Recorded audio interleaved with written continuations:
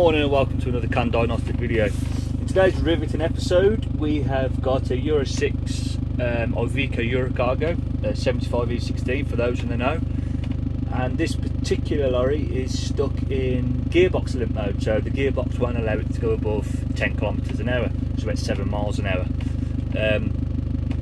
So we'll dive straight into it. I'm just looking for a quick drive test, just to confirm the customer fault. It's definitely, you know, won't pull the skin off a rice pudding. We've got this cog here is gearbox warning light, and we've got ABS light. The other things I was looking for was to see if when we put it in drive like that, whether it will actually tell you the gears that it's selecting. That could give us some direction if it's maybe an input sensor into the gearbox that's playing up.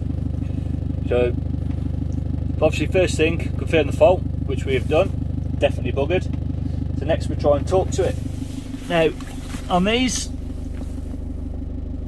as you can see, not your typical setup.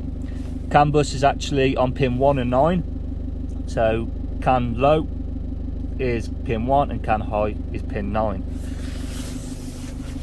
And this particular gearbox on this model is an AS-tronic light, so it's the smaller of the two. Yes, we had multi-pinged it. So we're going to look at the gearbox first. But bearing in mind we do have an ABS. What are you doing that for? Bear in mind we do have an ABS code. And anybody with any knowledge of automatic gearbox knows that an ABS failure can cause a gearbox to shut down.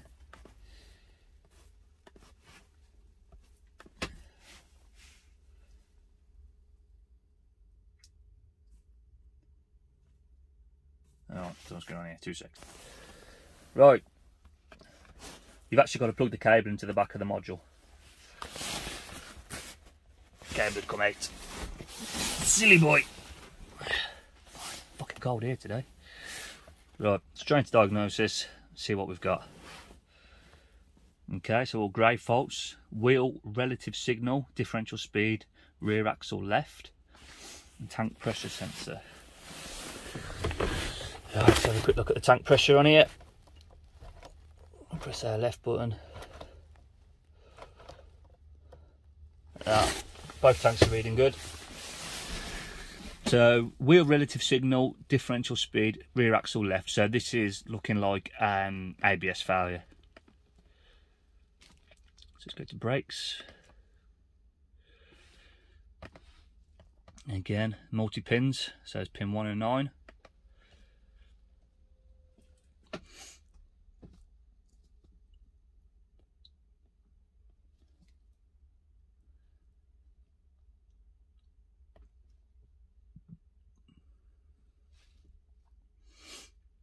Come on, any time today. Just trying to diagnose this. Okay, and we are wheel speed sensor, driven axle left side, abnormal update rate. Driven axle left, so rear near side. Okay, what we'll do is we'll just confirm that it's not working. Let's use this to be simpler while we're driving. Okie doke.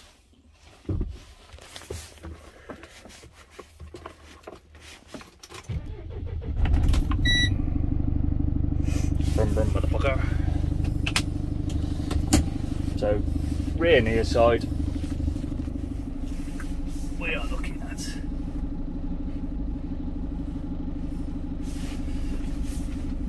So obviously, first of all we need to make sure it's reading. Second of all, we need to make sure that if it is reading, we're not jumping all over the place with the speed. So 1 minute it's not reading 0 mile an hour, and the next, fucking buses. Okay, so I've put onto a graph form so you can see the fallout a bit better. It's dropping by about 5 kilometres every now and again on the green trace. Once we stop, I'm getting seasick watching the screen, we will just analyse that data. Okay. So at the beginning of the test drive, if we're looking at the green trace here, the green signal, have a look where my pointer thingy bob is, we can see it's dropping, you know, it's dropping here by, well, that's about 5 clicks in it. So you can see the fallout here another one here. You can see it's just not generally following the rule of line that the rest of them is. Here we drop just before we shoot upwards. More dropouts here on the green trace. So what we're going to do is have a quick look at the rings, the ABS rings.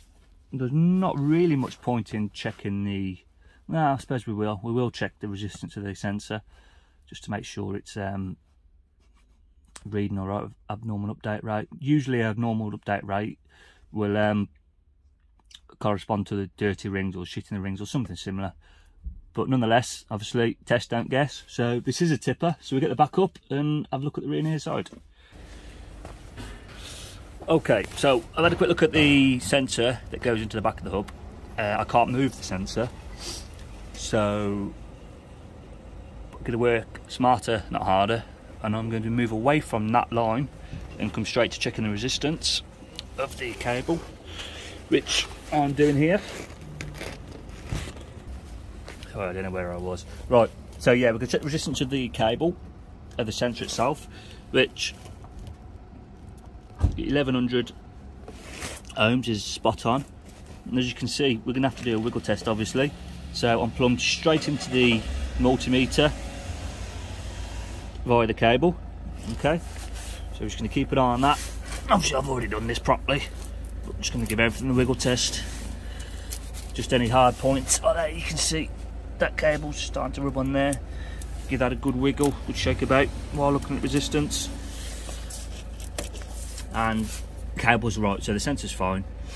So next step, you're on. Okay, so we're plugged in to the harness side. Just using the cheapo Pico with the signal generator, 400 Hertz at 90 millivolts,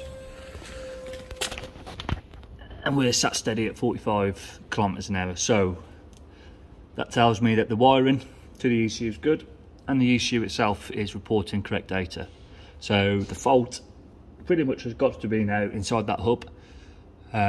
Whether the wheel bearing's loose, maybe the sensor just needs adjusting, needs tapping in a bit harder. Maybe the rings are shitty and dirty, so we'll have to pull the sensor out now, unfortunately, but it is what it is. So, off camera, because it's absolutely pissing down rain at the minute, I've taken this sensor out, checked all the ring was fine, give it a quick spruce up anywhere was there, jacked it up, check bearing play, there's no bearing play, put it back in and give it a good hefty fucking whack in, as you can see. Pushed her in nice, took her around the block, and all the lights are out. Let's just go in the cab. Right, so just back from the second test drive, and everything's fine. No limp mode, no ABS faults, no gearbox faults.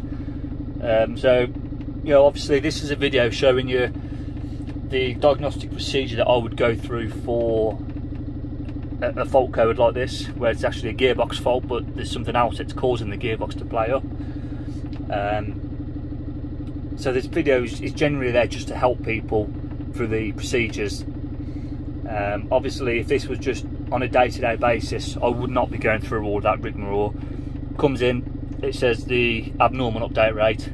You know, usually that's a gap fault. It's an unadjusted component. Give them more to tap in, drive around the block, bish bash bosh, light's gone off. You know what I mean? So, I hope some of these people have learnt from this. You know, there's more than one way to skin a cat, as they say.